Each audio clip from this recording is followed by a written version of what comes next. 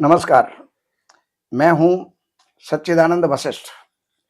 और सज्जनों, अक्टूबर, नवंबर और दिसंबर, ये 3 महीने तुला राशि वालों के लिए कैसे रहेंगे? क्या-क्या इनमें होने वाला है? क्या-क्या लाभ हो सकते हैं? क्या-क्या नुकसान हो सकते हैं? क्या-क्या सावधानियाँ हमको इसमें आवश्यक हैं? वो जानकारियाँ हम आपको दे रहे हैं। तो 3-4 ग्रह जो हैं ऐसे होते हैं जो लंबे समय तक चलते हैं। जैसे शनि है, 2.5 साल के लिए चलता है। बृहस्पति है, 1 साल के लिए चलता है। राहु केतु हैं, 1.5 साल के लिए चलते हैं, तो उनका लंबा समय तक उनका प्रभाव जो है रहता है। अब आप लोग कहते हैं जी गए महीने में भी आपने यही बोला था, इस महीने में भी आप यही बोल रहे हो। जब ग्रह ही वहीं पर बैठे हुए हैं तो उसी का तो परिणाम हम आपको बताएँगे। लेकिन और जो ग्रह हैं, वो परिवर्तन उनका होता रहता है। अब मैं आपको सबसे पहले शनि का प्रभाव दे रहा हूँ। शनि आपके पंचम स्थान में हैं, बहुत अच्छे हैं, अपनी राशि के अंदर बैठे हुए हैं। तो पंचम स्थान में बैठा हुआ शनि, एक तो विद्या के क्षेत्र में अगर कोई हैं, तो उनको थोड़ी-सी सावधानी ये बरतनी होगी कि वो थोड़े से लेट लतीफ़ हो जाएँगे, दीर्घसूत्री हो जाएँगे, कम समय में होने वाला काम, उसमें भी वो टाइम लगाएँगे। तो उनको एक तो सतर्क होना चाहिए, बाकी विद्या का, पढ़ाई का, एग्ज़ाम का, इंटरव्यू का, ये अच्छे परिणाम आपके सामने प्राप्त होंगे। लेकिन ये शनि पत्नी के स्वास्थ्य को बिगाड़ते हैं, इसलिए पत्नी के स्वास्थ्य का ध्यान रखें, पत्नी के संबंधों का ध्यान रखें, आय के साधन ये बढ़ाएँगे, इसके साथ-साथ कुछ खर्चे भी विशेष ये परिवार के अंदर करवाएँगे। कुटुंब परिवार के अंदर कुछ ना कुछ विग्रह, कुछ विरोध, ये भी जो है उस समय पर हो सकता है। राहु आपके छठे स्थान के अंदर बैठे हुए हैं, तो छठे स्थान में बैठा हुआ राहु, तीसरे, छठे, 11वें स्थान में बैठा हुआ राहु अच्छा परिणाम देता है। तो ये राहु आपके शत्रुओं को समाप्त करेंगे, कर्जों को समाप्त करेंगे, रोगों को समाप्त करेंगे। इसके अलावा यहाँ पर बैठ कर के राहु एक चीज़ ज़रूर जो है आपको सावधानी बरतनी चाहिए, आपके क्रियाकलाप में, आपके काम-काज में, आपके कारोबार में, आपकी नौकरी के अंदर आपको सावधानी बरतनी होगी, वरना राहु का कहीं भी दुष्प्रभाव वहाँ पर हो सकता है। कुल कुटुंब के अंदर भी ये राहु जो है कुछ ना कुछ विद्रोह उत्पन्न करते हैं। तो इनके प्रति आपको जो है सावधान रहना होगा। अब मैं आपको सूर्य की जो है सूर्य का फल आपको मैं बता रहा हूँ। तो आपके अक्टूबर के अंदर ये सूर्य 17 अक्टूबर तक आपके कन्या राशि में रहेंगे। तो कन्या राशि में इनका जो प्रभाव है वो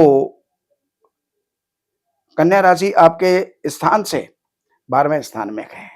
तो 12वें स्थान का सूर्य ठीक नहीं होता। लेकिन 17 अक्टूबर से लेकर के और 16 नवंबर तक भी आपके मानसिक उलझनें ये उत्पन्न करेगा, असमंजस में रखेगा। किसी भी बात का निर्णय आप नहीं कर पाएँगे। ऐसी स्थिति में आपको सूर्य को अर्घ देना या दूध का वो गेहूँ का दलिया और गुड़ ये गाय को देना, ये आपके लिए आवश्यक हो जाएगा। इसके बाद दिसंबर तक आपके सूर्य बहुत अच्छा परिणाम देंगे। अब इसी के साथ-साथ अब अगर हम मंगल की बात करते हैं, तो मंगल आपके मिथुन राशि में चल रहे हैं, प्रारंभ में अक्टूबर में, और 20 अक्टूबर के बाद ये जो है कर्क में चले जाएँगे। कर्क के अंदर दिसंबर तक रहेंगे और दिसंबर तक नीच राशि के अंदर रहेंगे। तो आपका जो स्थान है, ये कर्क का 10वां स्थान है। आपका कारोबार, आपकी नौकरी कहीं बाधित हो सकती है। तो मंगल का उपाय करें, मंगलवार के दिन गुड़ का दलिया गेहूँ में बना करके और गाय को दें। हनुमान जी की उपासना करें, हनुमान जी को चोला चढ़ाएँ, ये करने से आपको मंगल का दुष्प्रभाव प्राप्त नहीं होगा। आगे शुक्र, तुला राशि में 12 अक्टूबर तक जो है शुक्र रहेंगे, शुक्र बहुत बढ़िया हैं। शुक्र शुभ ग्रह हैं, आपकी राशि के स्वामी हैं, वैसे तो जहाँ भी बैठेंगे वहाँ पर अच्छा ही परिणाम देंगे और 9 नवंबर तक जो है ये तुला में रहेंगे, उसके बाद में जो है वृश्चिक में रहेंगे, वृश्चिक में आ जाने के बाद भी परिवार कुल कुटुंब के अंदर अच्छा परिणाम देंगे।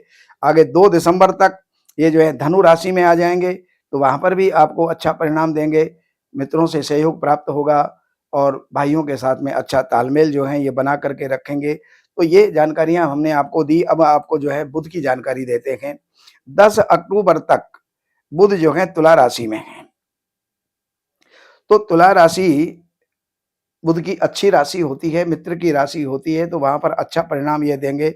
लेकिन उसके बाद में ये 2 महीने तक आगे जाकर के वृश्चिक और धनु राशि के अंदर ये आ जाएँगे, तो वहाँ पर थोड़ा बहुत उतार-चढ़ाव ये ज़रूर प्रदान करेंगे। तो ये जानकारियाँ आपको दी, जो भी उपाय आपको दिए गए हैं, उन उपायों को आप करके लाभ उठाइए।